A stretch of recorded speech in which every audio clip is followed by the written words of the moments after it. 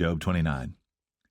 Moreover, Job continued his parable and said, Oh, that I were as in months past, as in the days when God preserved me, when his candle shined upon my head, and when by his light I walked through darkness, as I was in the days of my youth, when the secret of God was upon my tabernacle, when the Almighty was yet with me, when my children were about me, when I washed my steps with butter, and the rock poured me out rivers of oil, when I went out to the gate through the city, when I prepared my seat in the street, the young men saw me, and hid themselves, and the aged arose and stood up. The princes refrained talking, and laid their hand on their mouth. The nobles held their peace, and their tongue cleaved to the roof of their mouth. When the ear heard me, then it blessed me, and when the eye saw me, it gave witness to me.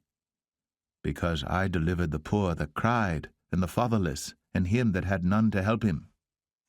The blessing of him that was ready to perish came upon me, and I caused the widow's heart to sing for joy.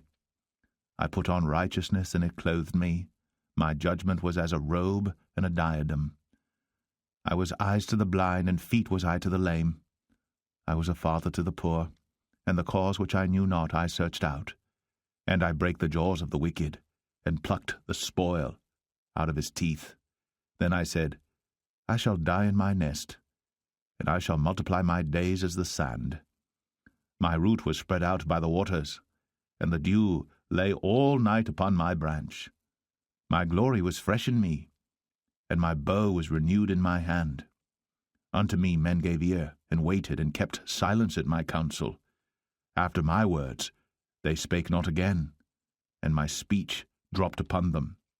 And they waited for me as for the rain, and they opened their mouth wide as for the latter rain.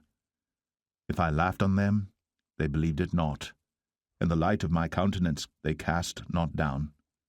I chose out their way, and sat chief, and dwelt as a king in the army, as one that comforteth the mourners.